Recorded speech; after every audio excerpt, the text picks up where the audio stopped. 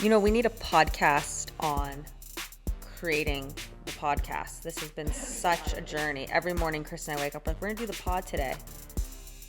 And then, you know, we're trying to find the right spot in our house, our 4-bedroom house, where we can do the pod. And like, no, the nook didn't look good enough. My office didn't look good enough. The dining table and dining room didn't look good enough. So now we've just literally set up shop in the middle of the family room, which, by the way, will never be anything else now other than the pod studio. Like, there's no way we're gonna like disassemble all of this. Well, you know, the natural progression at this point is the bedroom. That's a different podcast. OnlyFans. That's OnlyFans. Okay, yeah. Find us on Cameo. Yeah. Welcome, guest. You tuned in now to this pickleball life. I'm K-Dubs and Jilly B is my wife. She's the pro and I've got the filler. She's sweet to me, but on the court she's a killer. Unadulterated and efficiently bringing you the best and worst things in PB. Tell your friends and stay for another. And no one loves us more than your mother. One thing's for sure, one hit and you're addicted. Grab a pile, grab a court, don't resist it. So click subscribe, let's go, let's get cracking. Theme song done, let's go, let's get laughing. This pickleball life. Wow. Well, we've made it to episode 4, so I feel like that's a stamp of legitimacy. 100%. And in business, they say your first 100 customers are the most important. We have 100 unique pod customers, at least. I haven't checked since episode 3. It's true. Well, maybe we'll do a fact check at the end of this episode. Probably not. We have a fact check from last episode coming up. Just wait. But good to have the new view. I think I like it. I like the new duffel too. PB God's crushing it. Does everyone realize I'm giving myself a compliment when I say that? I feel so legit. My name is on a duffel bag. And yeah, we've got some new sponsors, if you didn't notice. Bigger announcement coming in this week. But yeah. Probably by the time the pod's out, let's be honest. All right. Well, welcome to episode 4, This Pickleball Life. Do you want to hit us off with your to-dos, or do you want me to start? Take us away, K-Dubs. All right. Well, first off, I really wanted to give a big shout out to your housing in Utah. Housing is such an important part of being an elite athlete in a growing sport. And I think it's so amazing that you found such a great place to stay. I mean, not every housing is going to crush it at that level, but we definitely feel like you found some adoptive parents. Totally. Just manifesting your own destiny is such a real thing. I went on Instagram and Facebook and I found the largest organizer of St. George, Utah pickleball groups. And I hit him up and said like, hey, you might not know me, but I'm looking for some free housing for St. George. He's like, well, I do know you and I have the perfect person for you. And then I got a Facebook message from Kelly and Rich, and it just was game changing to have not just laundry, but a family. And one thing that happened that was pretty funny was I brought a box of C's candy from California, and she writes me a thank you card for bringing her a thank you gift. And it's a thank off. It's a thank you off. And then another card at the end she gave us to thank us for being us and how much she is looking forward to getting to know us. But it's like, I want to send her a thank you card now. And it's like, this is the next move on the thank off. Mm-hmm. Exactly. Kelly, right? Kelly and Rich. Sorry, Kelly. I just wanted to be sure. Kelly, you're next. And it's calling them your like turn. Mom and Dad. They came to all my matches. It makes a really big difference to have some support. Totally. And since you were useless and not there, it's like, who's going to carry my bananas? Someone's got to carry the banana. Someone has to carry the bananas. Yeah. I don't know if you saw my story post yesterday about the next Newport event. I'm playing in the women's event, and Jill's like, I think you're done. This is the last one. I need you to hold my banana. Yeah, she goes, oh, I'm registered for like women's mixed singles and any other event she can get in. I'm just kidding. How many events? That's the irony. I'm only playing in women's. Okay, good. Yeah. Now I'm only allowed to play on Championship Sunday. You're lucky it's in Newport. So I have like at least 100 people to hold the bananas. Yeah. Hometown. Your mom didn't want the job. So Kelly, Rich, thank you so much. I had so many great and not so great housing experiences when I was trying to play pro golf. And it's really a deal maker. Well, considering times. my last housing situation, I'm not going to name names here, involved arriving at 1 a.m., pitch black, getting into my bedroom, and there's an open litter box. And on top of the litter box in the room is like a giant deuce. And it's uncovered. It's like the cat's as thoughtless as our cats. So you're saying that's why you decided to pee in the planter box? Yeah, the only way to cover up the deuce was for me to actually use the litter box. No, and then I'm like literally looking to clean it up, and I can't find the implement to get it in like the paper bag. Poopa scoopa? The poopa scoopa. Couldn't find that. Then there's like litter on the bed and the bed sheets, and I just had like the worst night of my life, and the cats all had bells on. Ding-a-ling-a-ling-ding. Just when you get to that REM state. So as they move around the house, and just as I get to the REM states, ding, ding, ding, ding, ding, and then like Why I'm are all my assailed dreams by about the smell. Christmas? Yeah, I'm assailed by the smell of the deuce. Anyway, yes, Kelly and Rich's house. Thank you. When you are a touring professional athlete, it makes a world of a difference to have a home where you feel safe, you feel welcome, you can do laundry, you're supported. It's literally a difference maker. Atlanta, we're coming. Yeah, anyone listening in Atlanta. I don't know the dates. Oh, well, how was the rest of the event? I was gonna say, no, we haven't talked about Red Rock yet. Yeah, I was gonna say like it was such a difference maker, except my results like weren't great. Well, you know. No, it was a great tournament. I mean, sometimes the way you feel, it's funny, doesn't like match your results, which is such a metaphor for life. And I left feeling really good, even though, right, we didn't have this like awesome T9 finish like Tyler and I did in Austin. And I think elevation makes a huge difference. Even though I got there a full day early, it's crazy. Just even like, 2,500 to 5,000 feet, it's like night and day from sea level. And I knew that going in. I just thought one day was going to be enough. So I was talking about the TrackMan setting for that actually on my other video, the altitude button, where I feel like, oh, wow, you just gained 30 yards. Where did that come from? Oh, wow, all your balls are out on the baseline. Oh, over the fence. But what I do want to know about is, and I think this is very applicable to our listeners, first-time partnership. Yes. Having that person on the other side of the court that you have seen play, you know a little bit about their game, but you haven't communicated together, you haven't played that much rec play together, and how did you navigate playing with Hurricane Tyra Black for the first time? Yeah, I played with a girl who's relatively new on the scene. I think she's 22 or 23 years old. Her name is Hurricane Tyra Black. She does not go by Hurricane. She goes by Tyra, despite the whole time when we'd win a point, I'd be like, the hurricane's coming. Storm's a brewing. Storm's actually her sister's name. True story. Storm energy. And she was top 300 in the world in tennis and transitioned out of tennis, which is such a lonely, I don't want to speak for her, but such a lonely life, such a grind. It's very international. What's nice about Pickle as of right now is it's very domestic, very US based. And I think I play my best with someone who's just a defensive specialist because I'm pretty aggressive.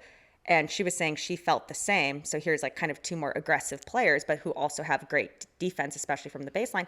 I thought we played very nicely together. So what's crazy about this pro pickleball journey is you might not know, even though I've been playing for 2 years pro, like who you play your best with and what personalities are going to work really well together. Tyra was super quiet, but she mentioned she's that way because she had that kind of beat into her from tennis. I mean, tennis, I feel like the refs just castrate the players, like castrate their personalities, get them so scared to like show emotion, crack a racket, drop an F-bomb.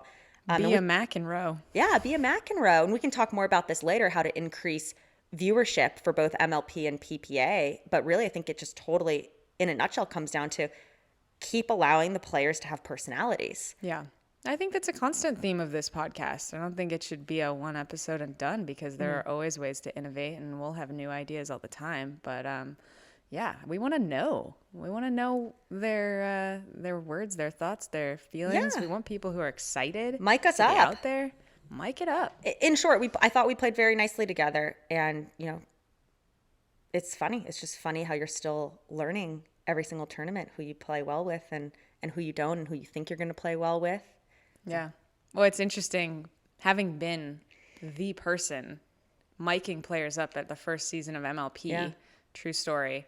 The biggest issue, other than, mics are always battery problems. So you're like constantly having to update the battery, update the pack. But it's the physical item on the body that was bothering the players more than, like, there were a couple players, apparently I'm not naming names, but that didn't want to be heard. But for the most part, they just didn't want to be encumbered. So we even live technology's in a come so far away in 2 years. I'm ready just Even for if some nano mics to let me ingest it. Totally. Yeah. Swallow it down. Yep. Maybe like an eyelid cam. Remember Google You can Glasses? see inside of someone's perspective. Yes. Whatever happened to Google Glasses? That's true. Right? Yeah. New sponsor on MLP, Google Glasses. So I have a confession to make. Ooh, I'm ready. I played yesterday with some of our closest friends, who apparently I'm not allowed to name. No, I'm just kidding. Hey, Emily. And I was the Lobaholic. And I lobbed so perfectly. I'm trying one of your trial test paddles. So as Jill goes down her paddle testing journey, I get the leftovers. And so I was trying. For those of you who don't know, I'm reviewing new paddles every single week as I try and find my forever paddle. And yes, Kristin gets the leftovers. We don't sell them on eBay yet. Things haven't gotten that tough yet. Right. Definitely won't be on eBay as Jilly B Pickleball. No, just kidding. So I'm trying the Black Diamond. 6-0, right? 6-0 Black Diamond. 6-0. From Australia. Is You got to do the segment. No. It's on now, mate. It's on like Donkey Kong. Put another shrimp on the barbie. There's never a prawn. Oh, wait. Never a shrimp. It's always a prawn. That's what it is. That's what it is. So, yeah. So I was on the court with my Australian paddle, and I just was feeling the lobs. Yeah. Which is kind of ironic because I'd been playing the Black Ace, which is Callan Dawson's. But he loves the lob. But I wasn't able to keep my lobs in the court. So anyway, I was just this silky smooth paddle. I mean, it did remind me a lot of the Engage, to be honest, but a little more of the grit of the GRUVN. And I just was nailing it's that raw carbon face. Right. So you're having the benefits of you don't want cooked carbon, only raw. What? You don't want cooked carbon, just raw. It's a vegan carbon. We're going to talk more about paddles in a little bit. But yeah, you have the vegan raw carbon face, the pop of the Engage. So you were feeling the lob, which, by the way, we haven't talked about this. I'm a huge fan of dance with the girl you brought. So if you can't hit a third shot drop, okay, go to drives. Don't force the issue. Yeah, if get you're it over the net. If you're feeling the lob away.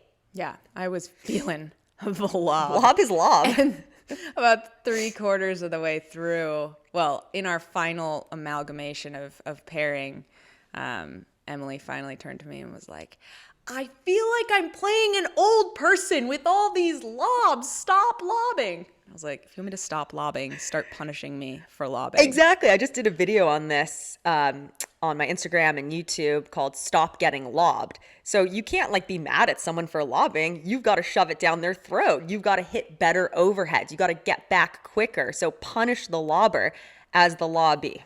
Right. And in fairness, my overheads are probably one of the worst parts of my game. So she should have been lobbing me more. I mean, I hit one good one that actually nailed right between her legs and at her feet, and I actually made contact. She should have done a tweener. But 3 out of the other 4 went straight into the net. Mm-hmm. So anyway, fun fact.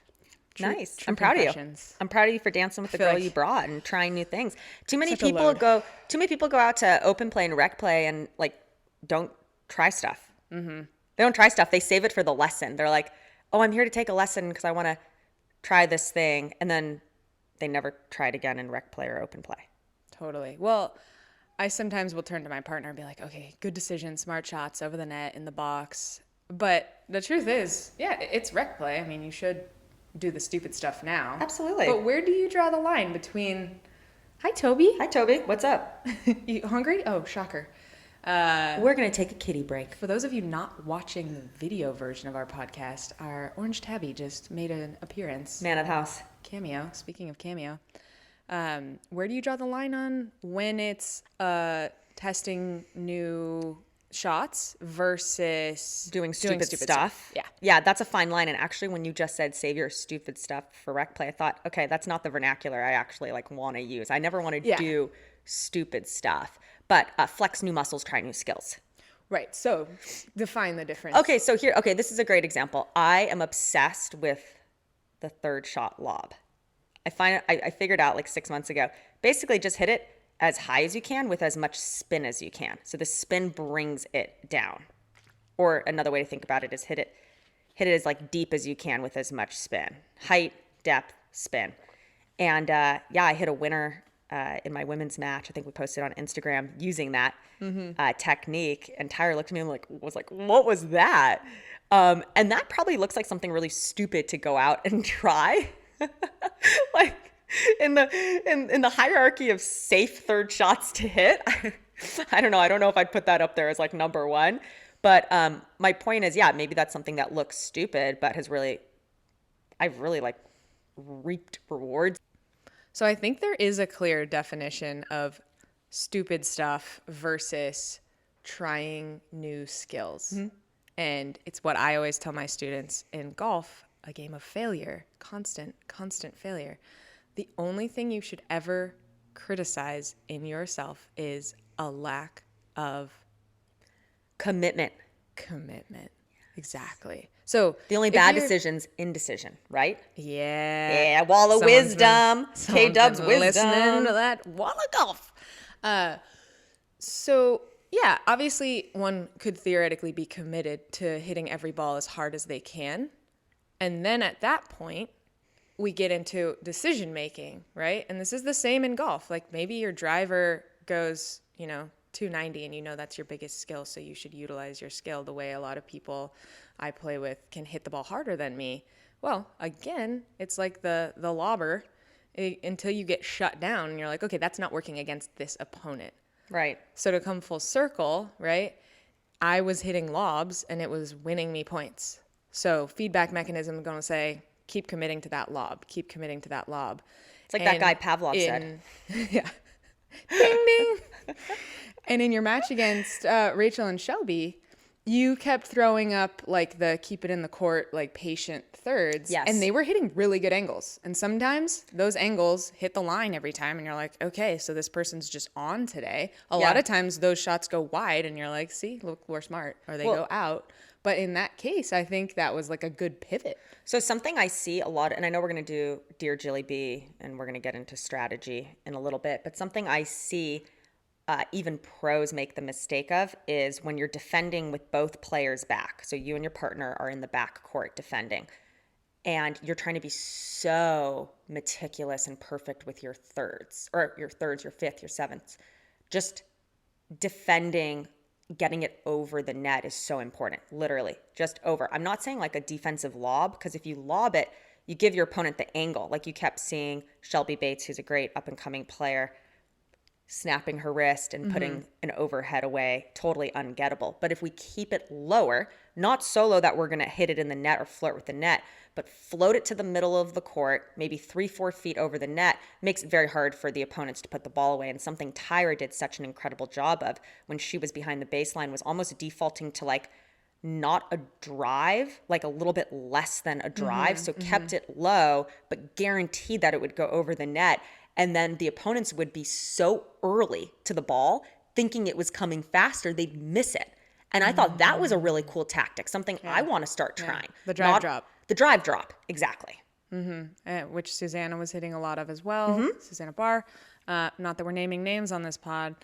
Only compliments. Kristin and I always have this like back and forth on the pod where I think it's like a pod for the everyday pickler. And so I don't want to like name drop pros and make this about this pro said this or that pro said that, which is how like 99.9% of pickleball podcasts are right now. And then she'll be like, yeah, but you have to defend yourself on, you know, this story about you that's wrong or XYZ that we heard. And I'm kind of like, yeah, or not. Yeah, well, it's a fine line because obviously we know a lot of you out there listening to us are probably listening to the other 5 pickleball podcasts with pros on them. So we don't want to not cater to that audience, but I totally agree that there's 8 million people who just play pickleball. Right. Now, I do have a devil's advocate for you, and that is that we are trying to get those 8 million people to also do what? Watch more pro pickleball. Right. So I want them to be like, who's this Susanna character? And let me go check that out. There is one thing I do want to talk about that I think the 8 million would find absolutely fascinating. So on the topic of hosting pickleball pros, this woman who hosted in Daytona, I believe, right? The PPA Daytona the week before PPA Daytona MLP. wrote kind of an open letter to the pickleball community called like Pickleball, It's Time to Grow Up. And she details her experience hosting 2 female pro pickleball players who shall remain unnamed. I think I know who they are. About the wild night these women had. The wild night these women had coming back to her place, bringing a guy home. The host is hearing these like guttural grunts coming from the bedroom, had a guy pee in her planter. She thought they were practicing their overheads. Yeah, she thought they were practicing her overheads. Very funny, K-dubs. Anyway, I encourage you to go check it out and read it. I think it's just, you know, like really award-winning worthy Actually, literature. even better, go to Tropical on Instagram and listen to him subtly and slowly and calmly narrate this Medium article.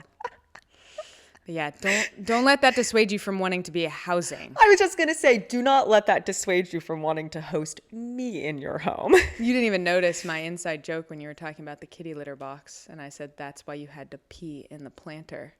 Oh, that was, okay, so that was a joke. Very nice. It was meta. That was meta. Next level. That was next level. Yes, because this host did experience on her Ring doorbell camera the gentleman who she'd later have in her house, unbeknownst to her, urinating in one of her planter boxes, which I'm a gardener. The urine does not help the growth of anything. Uric acid, not good for plants. No.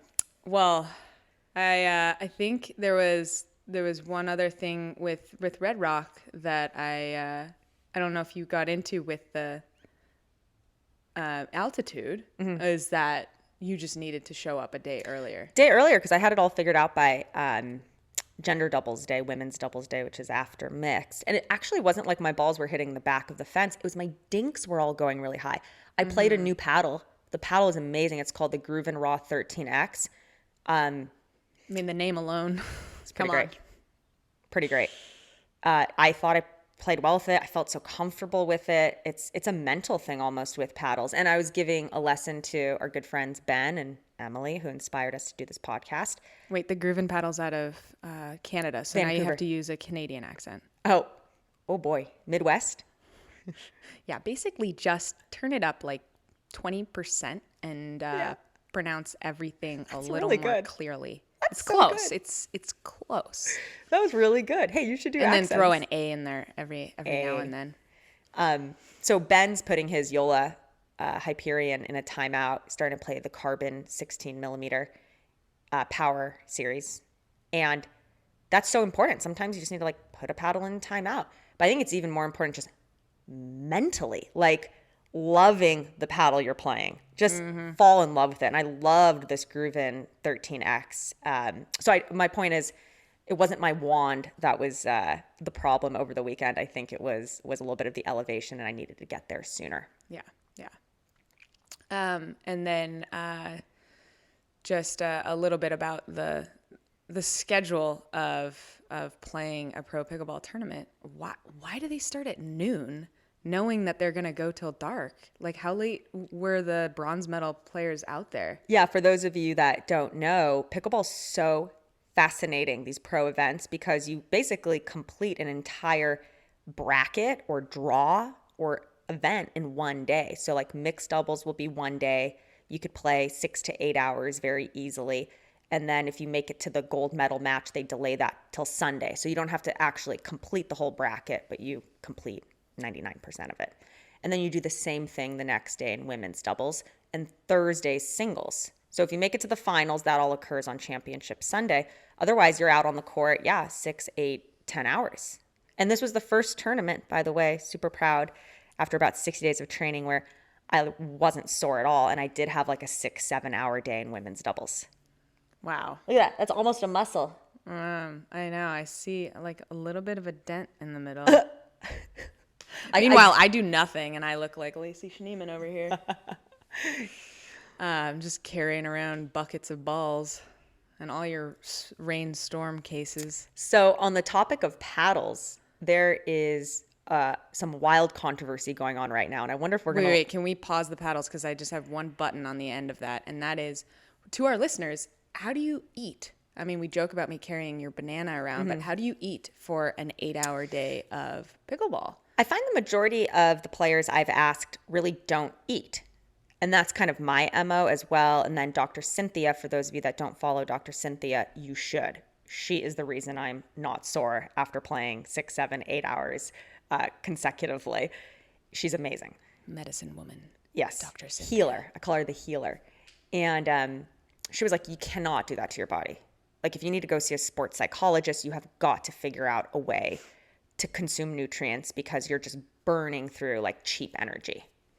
And so I did. I think I did a really good job of like bars and salty stuff and tons of liquid IV. I know you tons took the of peanut butter because we were looking for it. Yeah. Our house guests were like, didn't you guys have peanut butter yesterday? I actually carried around with me the whole tournament, which now I have my new duffel and all my new PB Gods, Jilly B pickleball goods. But I carried around in like a Trader Joe's bag the whole tournament, a huge loaf of Dave's bread, peanut butter and jelly that I didn't use one time and carried it for 3 days from match to match to match. Sorry, Mickey. She didn't even eat it. What is wrong with me? Yeah. No, I had this problem in golf too. Like my dad would make these peanut butter and jelly sandwiches and then be mad that I didn't eat it. And I was just like so in the moment, I didn't even think about it. But yeah, sometimes your stomach is like, I don't feel hungry because you're feeling all the nerves and the intensity and the focus, but your cells on a cellular level are like, yeah, they need food. Nutrients. You need food. We're burning pretty quick, but I don't know. Like I imagine, early Cro-Magnon man running around finding cheetah on the prairie. They probably did go 8 hours chasing down cheetah or Cheetos. Because I do like Cheetos while I play. I do.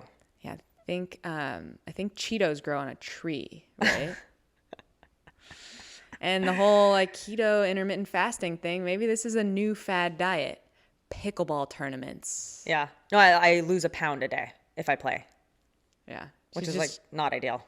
She's just one stomach flu away from getting on the other side of my weight. I'm one stomach flu away from my fighting weight. Yeah. Always. So that's that. Okay, on to Paddlegate. It's like Paddlegate 3.0 at this point, right? I think the last thing I want to say is on the topic of like food consumption and tournaments and nerves. I was so sick to my stomach my first tournament back, PPA Austin, and then going straight into MLP. I hold my nerves in my stomach. I always did that when I was playing competitive tennis. I'd be the last girl out of the locker room. And once I got on the court, I was like totally fine and had no problems. But before that, I'm sick to my stomach. Yeah. And that was happening my first 2 events back to pro pickleball. And I thought to myself, this is like completely unsustainable. And Dr. Cynthia was like, you need to see a sports psychologist. And I was dreading that, not to just see a psychologist, but more just that I couldn't figure it out on my own. And then I'd have to make time for this.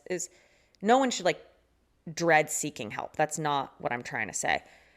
The good news is this last tournament, I felt really comfortable. And I think it's a lesson that you just need reps. Sometimes you just need reps. And if you're wanting to improve your tournament game, best way to do that is go play tournaments. Like as simple as it sounds. And if you don't want to do the 4-hour wait around, go play a waterfall. Yeah, go play waterfall, go play a duper flex league. Just emulate that feeling of nerves. Stay tuned. There'll be more right after this short musical interlude. All the bangers in here. All the bangers in here.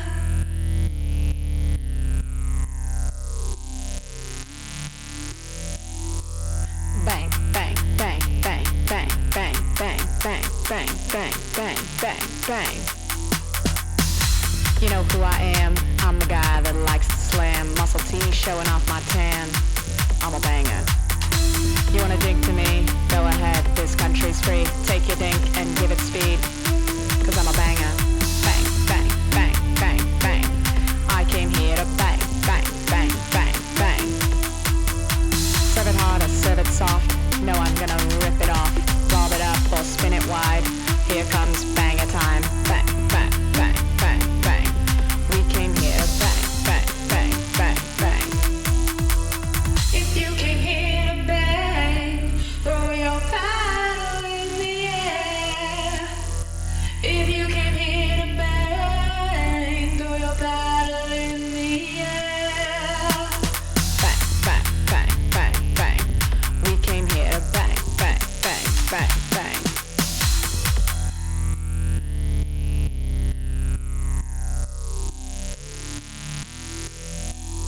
We came to bang. And now we're back, and we're ready to crush the rest of this pod. Yes, I want to talk about Paddlegate. I think this is super interesting for those of you that don't know. Paddle technology, which we've talked about on our previous shows, is getting kind of crazy. So there's new paddles. They go very, very fast. Ball go bye-bye. Ball go night-night. Night-night. And it's giving some players a very competitive edge, a very unfair advantage. And I wanted to take a moment to explain in the simplest, most layman terms what a thermoformed paddle is. So a thermoformed paddle, a paddle is when some manufacturers have access to, basically it's thermodynamics, third grade thermodynamics. They have access to the magma in the Earth's crust. Okay. So, And- like the magic school bus, they go down. It's correct. They grab some magma, Correct. put it in their pockets, Yes. and then Back up, and then just And then create inject it into a paddle. Right. Foam injected, magma injected liner, single construction, single piece construction. So it's more durable. And that's why the brand Carbon, because its name is Carbon, has special access to that magma, being one with Mother Nature already. And so that is the simplest explanation of a thermoformed paddle. Okay. And what about, have we explained what delamination is? Basically, the idea being that once it's delaminated, some pieces are loose from what used to be connected. What used to be epoxy glued as one have now become three. So you've got like paddle surface, core, paddle surface, and now you've got loose pieces. And so that looseness somehow creates more speed. Yeah. So in all seriousness, that's pretty close to being correct. You can tell a delaminated paddle by putting your fingers in the center of it, pressing, and you'll hear like a crackling and a popping. I mean, it's a broken paddle is one way to think about it, but it creates this trampoline effect that is, again, very unfair advantage. So you squish your thumbs in the middle, and if there's give, Yep. you know you're delaminated. So you're saying it's literally the rule of thumb. That's very funny. Got yeah, and it's funny because the refs in these pro tournaments are like, "Let me feel your paddle," and they run their hands over it. By the way, which if to this anyone day, I really has- don't know what the purpose of that is. Like, are they I want you to testing write for in grit? if anyone has played in a tournament where a ref touched the paddles of you or your opponents and said, "Wait a second, this paddle's out of here." Like, Right. has anyone ever seen a ref go, "Oh wait, what's that?" Like, did you sticky tape some sandpaper on Yeah, there? are Like, they what are they literally looking just for? feeling for Oh, I sandpaper? think there's some spittle So why on aren't here. they? Like, Yeah, what why is aren't they? that? Why aren't they pressing? Because it's apparently just incredibly obvious. Yeah, they test. should just Like start doing instead of that, totally. developing, these sophisticated hardware testing systems, like can we just use our thumbs and test. And I don't want to go too much down a paddle diatribe here. I already explained the thermodynamics of the thermoforming. Of the third layer of magma. Yeah, and we've talked about this before on previous podcasts. How do we avoid becoming racquetball, where the technology advanced such that people couldn't see the ball moving anymore? A lot of the rules of pickleball are designed around how to make it as fair and fun and make the points last as long as possible.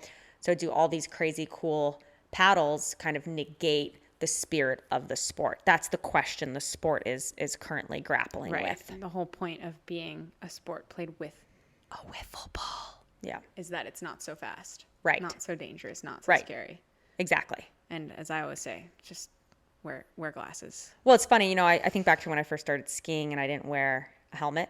And I look back to that and I'm like, what was I thinking? How ignorant can we be? It's like smoking or sitting. No, sitting's the new smoking. Era, growing up in a ski town where it was like not cool for like the first 6 years to wear a helmet, so much so that when they made the rule in freestyle skiing, which I was competing in, where you had to wear a helmet, people would then immediately take their helmet off and put a beanie back on once they weren't competing. So it makes me wonder, are we going to look back and be like, oh, remember when Jill played without glasses? Yeah. Remember when the pro tours allowed you to play without glasses? Like, yeah, that's for that reason alone, let's slow the paddles down. I don't want to wear glasses. Eyeless glasses. Glassless eyes? I don't know. Okay. So we have a bit of a fact check. I have a deep dive I need to regress down if you'll enable.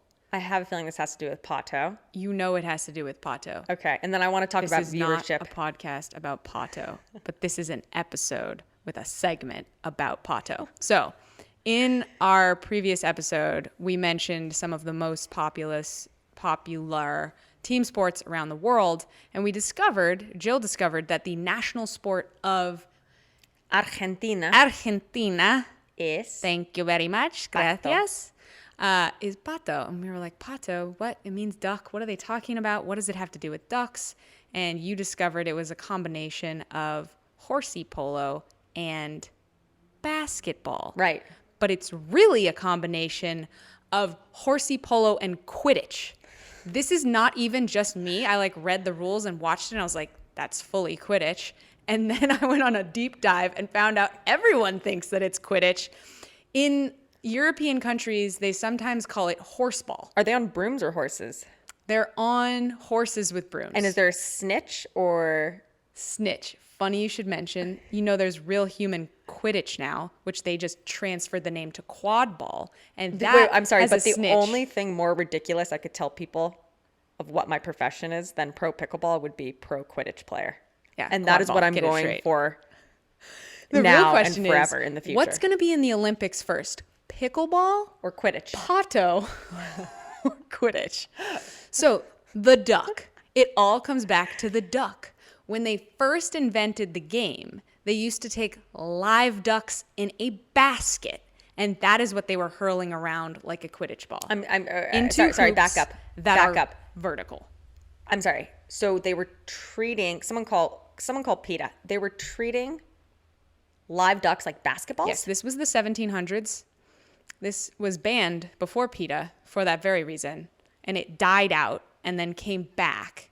And they came back with a synthetic ball of some kind made of feathers or something. And then it's got a wire around it. Can we insert? We're going to insert some clips for sure. So if you're just listening to the pod, I'd like to see, get yourself to a video. Okay, I'd like to see Pato. That's Spotify and YouTube. I'd like to see Pato clips. I'd also like to see Quidditch clips. Yes, we're going to see Quidditch and Pato. Thank you. And so circle back to Argentina Polo, our friend Fergus, who is a former pro polo player and current head of umpires of all polo in North America, informed me that not only did it begin with live ducks, but before the live ducks, it was the heads of their enemies in a basket. I honestly am more comfortable with that than the live ducks. At least they were dead already. A live duck, that's torture. But, quick decapitation, a little guillotine action. free to play. I think this is native of all Australians, that they have the best random facts. Like, have you ever noticed this? They really do. And the jokes, they always have the Best jokes. If you're an Crazy. Australian, we want to be your friend. I always wonder, do I love Australians or do I just love the Australians that escaped from Australia? We did actually go to Australia finally 2 years ago. And New Zealand. I think they were subpar Australians that are left there. The good ones are all exported to the U.S. And our viewer Can't base wait for the in commentary Australia. on that one. Okay, so Pato is also called Juego del Pato. Okay, are we really And still deep diving? we're This gonna is finish. not a We're gonna finish podcast right about here. Pato, just to be It's clear. just- It is a Yeah. comedy So- podcast disguised as a pickleball podcast that I guess is now a podcast about Pato. So Quidditch was based on Pato. That's the theory, that J.K. Rowling was aware of horseball and decided to design Quidditch based on this game. And once you see the goalposts, you will understand.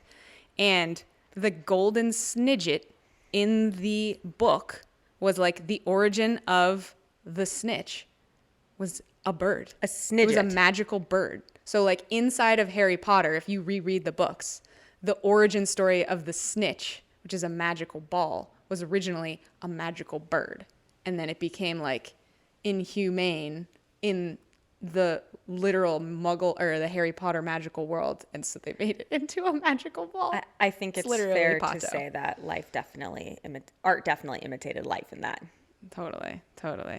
So that is our Pato deep dive. And I just think it's so fitting that a country where apparently only 1,000 people have ever seen or played Pato becomes the national sport. That's the most Argentine thing ever. You know how an Argentine commits suicide, right? No. He climbs to the top of his ego and he drops off. Yeah, Argentines have a world of their own. How many countries and nationalities are you planning on insulting during the rest of this pod? As many as possible. We are Perfect. equal opportunists here at This Pickleball Life. So yeah, that's what I've got. Nice. Did you have anything more before we pivot into Dear Jilly B? I would love to chat a little bit about a new segment that I'm just telling you about for the first time called By the Numbers. By the numbers, by the numbers. And if you don't know, I used to run Duper. I'm an entrepreneur by background. My background's in technology, specifically SaaS, software as a service products. I'm a Lobaholic. She's a dataholic. A dataholic, yes. And I would love to start introducing just by the numbers section of our podcast. And something that I've been really gripped by ever since playing Major League Pickleball has been, how do we get more viewership into the broadcasts of pickleball? So you've got the PPA, which is the Pro Tour on Tennis Channel, which is super helpful. You have Major League Pickleball, who's been on CBS Sports Network. They've been a little bit on Tennis Channel. The last MLP, I believe, was just live streamed on their own channels and YouTube.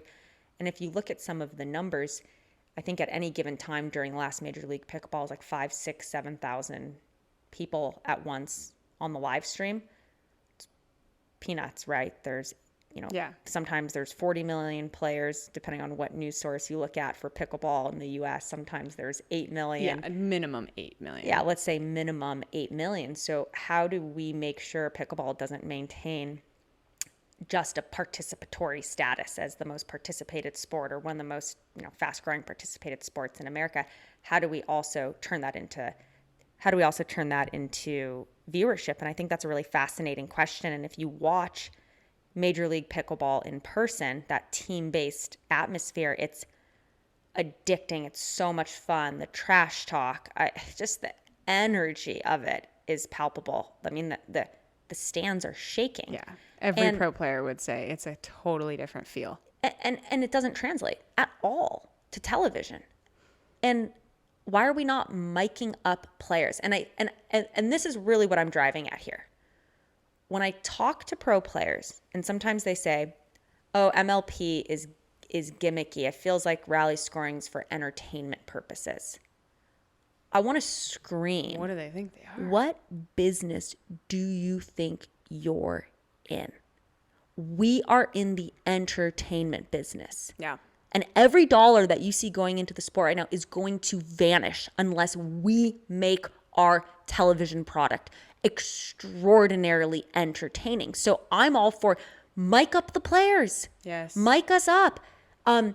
Tennis has castrated their players. Yeah. I was talking to my partner Tyra Black about this. Complete castration. They're so scared to show emotion, to get a penalty, that it's like there's no personality in the sport. They can't crack a racket. There's no John McEnroes unless you look at Kyrgios and Bublik. You do realize we did talk about this earlier, right? On this podcast? It's been Yes. 6 hours. What do you want from me? But my point is, how do we bring that like almost hockey-like atmosphere that I feel like is in pickleball? What do people love watching? Hockey fights, car crashes. Totally. Bloodbath, gladiators. Like, I'm not saying Ducks let's in a have basket. pickleball players. Yeah, ducks. That's funny. I'm not saying let's have pickleball players like fighting on the court, but we are in the entertainment business, and right now we have something so special that we're really close to each other on a court. It's a tiny court. It's not like a tennis court. There's interactions. There's talking. There's laughter. There's fighting, and the refs are really chill right now, which I hope that is maintained. That we're allowed to maintain personality on the court, and that needs to start coming across live streams and television. So thank Totally. you for allowing me this diatribe. Which, No, I want you to scream it from the mountaintops. I just wanted to make sure you remembered that there was some repetition in there. well, But tell was them what there you're more going to data? tell them. I feel like you were going Tell down a 'em data again. dive. Oh, so the data dive is thank you. So we've got this, 5, 6, 7,000 person viewership on the live stream. Then 3, 4, 5 days later, you've got like 65 to 85,000 views on the same broadcast or piece. And Yeah, that's like 0.01% or something. yeah, exactly. I'm no mathematician. I don't do public math, but what is that? 0.01%. And I had one more piece of data that I wanted to share, which is the Pickleball Slam, which featured Michael Chang, John McEnroe, Andre Agassi, and Andy Roddick. Had, I think, 725,000 live viewers at one point. And what did they stream that on? That Yeah. was on, Was it on? ESPN? Okay, but ESPN Plus, like it wasn't on TV, or oh yeah, it was ESPN that was posting. I believe it was ESPN. So, but was it on like an actual cable, or this was just Regardless, Plus? Yeah. those numbers are very strong. Yeah. So it was airing at a similar time that I think Manchester United was playing. It eclipsed those numbers. It eclipsed 3 other pretty preeminent sporting events that were happening Oh at yeah, the I was same really annoyed at the time. post because they compared it to like women's basketball. thank you. And It's I the was like, why women's don't you NBA compare finals. it to like Premier League men and like Right. whatever. Yeah, or that was annoying. And that's Pato numbers in Argentina. very funny. But anyway, And I had think to that take down the demonstrates that the viewership can be there, which is exciting. But also, what were they watching? They were watching something really exciting. The players were mic'd up. There was trash talking. It was a fun format. It was very, very palatable. yeah. Well, I can't wait for the women's pickleball slam. So, message out there: tell all your friends, watch pickleball. Like, bring up the numbers, make the sponsors realize there's more behind it, and it's reverse Fight Club. Tell everyone. So, are you ready for Dear Jilly B? Yes, hit me. Okay. This week, we have 2 questions from the same person because this one person is not only near and dear to our hearts, but also gave such great questions that we had to do more than one. So many good questions. And by the So- way, you can write in if you have any questions for the Dear Jilly B segment to this pickleballlife@gmail.com. Or is Yeah, this PB Life. Sorry, this pblife@gmail.com. We'll put it on the screen. It's also in the description. Okay. But the first question is, what tips do you have to mentally reset your game when you feel like you're not playing your best? In a tournament, Go bananas. so Yes, in a tournament, but I would say anytime. so this is such a good question and something, frankly, I'm still working on. Thanks, Sharon. Sharon, you're the best. I try and implement a 3-point rule. So if I've lost 3 points in a row, timeout.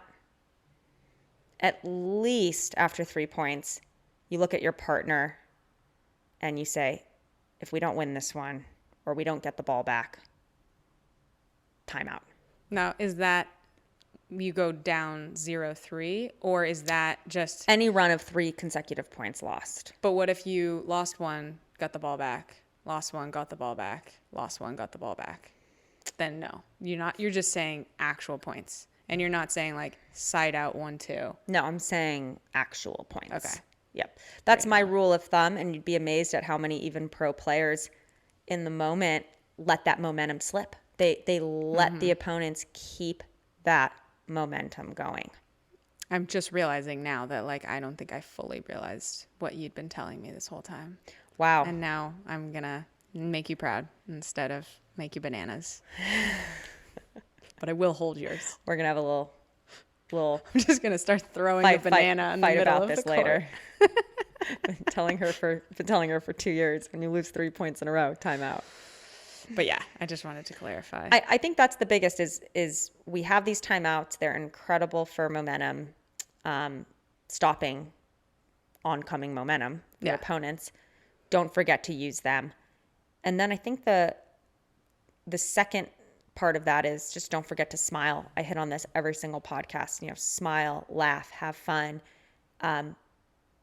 Be kind to yourself on the court. It's tough. It's not life or death. We're playing a game with an oversized ping pong paddle and a wiffle ball. And you can't play well and you can't have fun if you've got tension in your body. Mm-hmm. Make your arms elephant trunks, nice and loose. Make sure you're holding your paddle with about a 3 or a 4 in terms of pressure on a scale of 1 to 10. Another way to think about it is like you're holding a bird in your hand. You don't want it to fly away, so you want to hold it tight enough that it's not going to fly away. You do not want to hold it too tight that you kill it. What is up with birds dying Oh on my God, this podcast? Don't kill the bird. What about if I hold it as tight as a kitty cat? No, that's too tight. Too tight. Okay. Too tight. Okay. Too tight. How about I always like the toothpaste, right? It's like squeeze the toothpaste without the toothpaste coming out of the bottle. I'm the wrong person for that. I squeeze from the top and it drives you crazy. Oh, it drives me nuts. That's why we can't share toothpaste. And I lose my cap. Yeah. But I floss a lot. Yeah, you floss so much that you don't need to floss. But you said you have a different strategy in rec play. If you can't take a timeout, what do? Just tie your shoe? I joke a lot in rec play. I go, timeout, because I remind myself if I were playing a match, I would literally have taken a timeout. That's like I good. literally yell, timeout. Yeah. It's like when I'm reminding myself to say you and me, sometimes I'll say you when the ball is like almost out on their side of the court and it hits the line and I'm like you and I like laugh at myself. But if I stop saying you, I'll stop saying me and then I'll stop saying you when it's in the middle. One of my favorite, when you're playing rec play and you're messing with your opponents, because why not, is to tell them when they should take a timeout. If I were you guys, I'd probably take a timeout right now. Do you want to take a timeout right now? Funny. That's really funny. This is a new segment called "How to Get in Your Opponent's Head" by Oh Jilly my gosh, that's a Jilly B That's a masterclass. masterclass right there. I could charge for that. Full Jilly B experience. How to make your mind so frickin' impenetrable. Yes. No, I mean, obviously, it's not really as much about getting in your opponent's head as it is in staying in your own head. Keeping your mind impenetrable. One thing I always learned from my coach in college about golf is you hit a bad shot, you have that moment where you get frustrated, allow yourself to feel the feels, and then put that in a box and put that box on a shelf. Yeah. So you don't feel like you're blocking so much as like, okay, I'm having that moment. That moment is now done. Yep. And be a goldfish. there it went. Yeah. Be a goldfish. Be a goldfish. It's in and out. It's gone. Gone It's in wrong. the past. There's nothing you Ted can do Lasso. about it.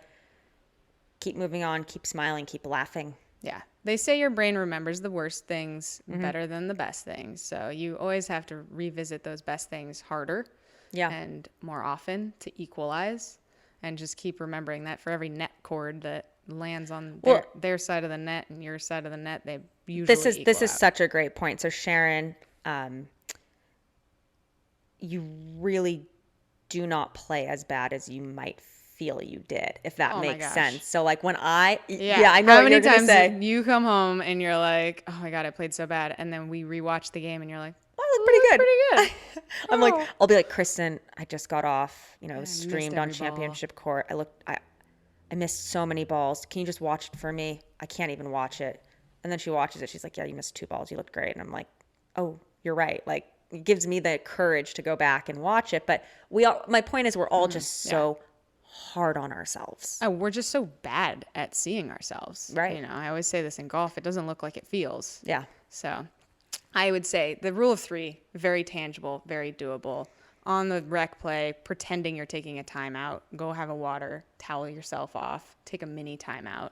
But would you say there's any other, like, just change up, switch ups, start stacking, stop stacking, switch sides? Yeah, absolutely. Don't be married to right or left. It's funny, like I heard another pro player on a podcast say like, oh, Jill only likes the left side. And she's gone around and told people that. Like, you know, I don't know if I would draft her on my MLP team. She can't play the right. And I remember laughing at that and being like, no, I played the left last year because I was working 14 hours a day sitting in a chair. And that was the side I was comfortable on. I didn't have hours every day to go train. Now I'm like working way more on the right and I feel it's as good as my game on the left. And my reason for telling this story, which I wasn't even going to tell and you wanted me to bring up, is think more about the matchups on the court, not the sides. So don't be married to like, oh, I have to play left or I have to play right. Look at who's in front of you. Mm-hmm. And there's going to be someone who doesn't want to be in front of you because you're really good at speeding it up, or they don't want to dink straight onto you. So be cognizant of the matchups on the court and how you could move right or left to encourage more wins, more points won. If you're the stronger player and you're playing against a team where the weaker players in front of you, great, you have the advantage, but your partner's getting targeted, maybe you go in front of their stronger player because you can defend that ball better than your partner. And at least it forces them to try and miss it wide. Also, the benefits of traditional side-out scoring, which most people are playing, is you have so much time to try new stuff, to make adjustments. So in the similar vein of if you lose 3 straight points, take a timeout. Well, if you're losing points, make adjustments. In rally scoring, you kind of don't have that luxury. It's moving so fast. Mm-hmm. And your side is more set. Yep. You can't switch unless you take a timeout. But I do love that to some extent about rally scoring. Like when I play with a lefty, it's like, all right, you know where you're going to be. I know where I'm going to be. We don't have to get confused. Even today, I was playing with a lefty. And my mom? Yes. Wasn't going to name names, but your mom. Your mom's a lefty. And we were receiving with the stack on receive with the person in the alley. And it was kind of a really good day of that. Sometimes I think people get confused about that, but ultimately, if you're the faster player, you can cover for your partner. Who needs to be where they and need again, to be. like I just played in St. George. I had a partner who said she wasn't Tyra, right? Super comfortable changing sides really often. She was like, I want to groove on one side or the other. I think everyone should be comfortable being able to switch. Amateurs, being able to switch sides that benefit the matchups, that maximize the matchups. Yeah, well, it is interesting. I feel like a lot of amateurs actually feel the opposite, like they can't handle thinking about switching, whereas the pros are like so used to sides. I would say as an amateur, you gotta grow up. You gotta try different stuff to get better. You cannot. It's so funny. Practice like you play like you practice. That's what everyone says. Totally. But I see the opposite. It's so funny. I see the absolute polar opposite. People in practice really scared to try new stuff, and then when they're playing a tournament or something that matters, they are thinking like about technical details of their swing. So they're like, just like we were talking about earlier with people like trying stupid stuff. But it's like sometimes you just you throw it out there as long as you're committed. And if it doesn't work 3 times in a row, then don't. And what I learned in golf is learn it and forget it. So be learning and trying stuff in practice. But when you step on the court in a tournament or in a match that matters, forget it all. Just play. Yeah. Focus on the tension in your arm and being kind to yourself. Yeah. So, any other headspace advice for the mental game? So much. Mantra. I mean, we could do a whole pod on I know. We should the do mental do game. a video on mental, Yeah. and we should do a video on stacking. Because I do think a lot of people don't realize how easy it is once you get used to it. I agree with that. But yeah, one thing I always try and do when I'm nervous in a tournament is I come up with something super simple that I can absolutely do. And this is true in golf too, where like people like to worry about like, oh, I should turn back farther or do this or hit more of that, or I'm hitting it thin. It's like, those are all out of your control. They either happen or they don't. And what you can control is your intention. And so all I think about is just watching the ball. Yeah. Or paddle in front. Like one thing where you're like, every shot, I don't know if I'm going to dink it or I'm going to hit it hard, but I'm just going to keep the paddle in front and just spend the whole day totally focused fine on with that that. one No, thing. I'm totally fine with that. I then you had, can when I was learning golf, I had just an incredible instructor by the name of Bobby Laskin. Hi, Bobby. And he said, you have way too many swing thoughts. Right. But they were like my pacifier, like my crutch. I couldn't imagine a world with no Like swing a thoughts. checklist, like a pre-flight. Yeah, it made me feel better thinking this, having do them. that. And he was like, I'll give you one on the way back, backswing, and one on the way through. And that's all you can have. And that was the best golf advice. And now, after meeting you, I've totally revamped that mentality to connect with your target. So you are thinking about something, but it's more of a feel and a directional. Yeah. I always feel like it's different to say you're thinking than you're focused, Nice. right? Like concentration. But my Adderall. point with that is I agree. I think you can have like a couple swing thoughts on the pickleball court, even in a tournament, but can we please limit them to like 1 or 2? Yeah, super simple. All right, so her next question is, what are the top 2 things that differentiate 4.0 players from 4.5 or 5.0 players? When you watch, and you actually told me one of these things this week, so I'm curious if you have any others or if you remember. I don't remember what it is. Basically, what you said, and I am basically a classic 4.0. Like, my duper fluctuates between 4.06 and 4.26. Oh, I know what I told you. But you said the difference between you now and you as a true 4.5 is? Your footwork. Your footwork. Yep. Absolutely. I'm so happy you just reminded me of that because I was going to say something totally different. But yeah, man, I want to do a whole video on how to move on the pickleball court. Right. Because and it's not I can't just tell court you, positioning. Yes, not just also positioning. It's literally footwork. It's literally your keeping- feet. It's I Keeping don't those want you to tootsies on the fly. I don't want you to move like you're on a tennis court, but there is a specific way that your feet and your body should be moving to optimize outcomes. And what I see the most at the 3.5 and 4.0 level is a delayed reaction to the ball. So the ball's coming and you have your sip of tea and you crack open your Corona Light and you watch it coming and then you realize, oh, I got to go. And then you sprint, but then you have no time to stop before making contact with the ball. So it needs to be the reverse, the inverse of that. It has to be you're on your toes already, you move quickly to the ball, and then you stop right before contact. So for Sharon, I'd say send me a video of your latest match. I want to look at how you're moving around the court. Yeah, totally. Sharon, send away. Send away. And then for the second item, I'd say shot selection with an emphasis on patience. So whenever I'm teaching someone who's a 4.0 who really wants to go to 4.5 and beyond, I tell them to fall in love with dinking. So fall in love with dinking, be able to hit 100 dinks, and be very diligent about what balls you're speeding up. I can attack any ball on the court. Because you're skilled, right? Because you're a pro. Anyone can attack any ball on the court. Oh, Doesn't so you're mean actually they saying should. anyone. Oh, yeah. Right? Like, Okay. best player in the world, gentleman by the name of Ben Johns, can attack anything. And he's the last 2. And he's so particular with what he's going to do, how he's going to do it. And that is something that any player can bring to their game. And that reminds me of another question I saw Sharon write in that I did want to address, which is, do you feel like you can only get better as a pickleball player if you're playing better players? Is it like tennis? Is it like most racket sports? I would say to that, no.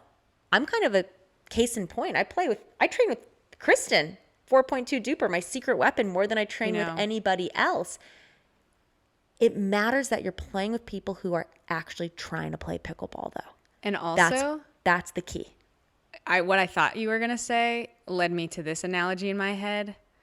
Kristin Walla, secret power, analogy maker. When I teach people skiing, what you do on a green run, a blue run, and a double black diamond are different. Matters, right? though. You can work on your skills on a green run that are much more technique oriented because you're not worried about going too fast. On a blue run, you learn how to quiet your cat down in the middle of a podcast. I'm also not convinced I hit record. Did you hit record on my? I saw you hit record. Oh my God, I'm having paranoia. It was red. I feel like this is such a boss move right now. I know, literally. I have my cat on my lap. Kitty. You're a Bond villain. Are you a Bond babe or a Bond If you don't have video villain? turned on for this podcast, you're seriously missing out. I know, seriously. Spotify and YouTube. But on a green run, you work on your technique, right? So that might be you're playing against worse players or players that are not better than you. You're like, okay, here's my chance. I'm going to try stuff. I'm going to hit corners. I'm going to work on my game. I'm going to hit a bunch of thirds, even though they're hitting me fluff balls that I could shove down their throats. But that's no fun for anyone. Let's play the game. You get to the double black diamond, you're like a little bit going, okay, what if what I learned on the green run is good? I will be able to feel under control on this tougher, steeper slope with moguls. But if I didn't get it on the green run, I got to go back to the green run. So you get up against those better players, and I'm playing against you and Claudia and Morgan, and I'm like, wow, this is making me uncomfortable. I need to get better at my defensive shots and my purposeful dinks. Well, it's funny. You said to me once, what I tell amateur golfers who get nervous playing with me, because they're like, oh, I'm playing with a +3 golfer. I'm so nervous. And you tell them, I get paid thousands of dollars to play with amateurs, so get on the horse, baby. You have a rare privilege. No. What do I tell them? You tell them, play fast, don't complain, and pick up your ball after so many shots. That's what you tell them. Yeah. And that's true. Like fast and fun golf. Fast and fun golf. So if you are a 3.5, 4.0 duper and you have an opportunity to play with people better, don't play outside of yourself. Mm-hmm. Don't be like, oh, I've got to become someone and something that I'm that I'm not right now. No, it's kind of the opposite. Like, double down on your skills, be super calm. Don't stretch yourself. Don't overreach. Make balls. Literally make balls. Don't all of a sudden wake up and think, oh, I've got to hit passing shots. I've got to rip my drive harder than I've ever ripped it. Be calm. Play your game. Yeah. Don't make silly errors. When the going gets tough, the tough get calm. Totally. So, so basically the difference between 4.0 and 4.5 players is footwork. And by footwork, it's readiness. The game ends up slowing down because you're more there. You're seeing it sooner. Your recognition gets faster. And position and you're on the court. Able to instinctively utilize the skills. Yeah. I can so say footwork this and position on the court. Say that again. That was funny. I can say this because I don't have these skills. This is what I'm striving for. But I have noticed from going from 3.5 to 4.0, that's exactly what it felt like, is the game itself starts to slow down because you're anticipating and you're ready for everything that's coming your way. You may not get every ball back, but I can't tell you how many times I'm like, okay, they're about to speed it up in the middle. I move to the middle. Where do they go? Speed it up right to the middle, and there I am with my paddle, like the Sandlot. Just put your glove out, and I'll do the rest. Yeah. So, and that's so fun for me. It's like, okay, I made a mistake. Get ready. Oh, it came back fast. Exactly. Not surprised. Exactly. And so I think that 3.5 to 4.0 probably happens more above the waist and below the waist from that next level. It's 100%. And from 4.5 to 5.0 and 5.0 to pro, defense is everything. I mean, be a wall.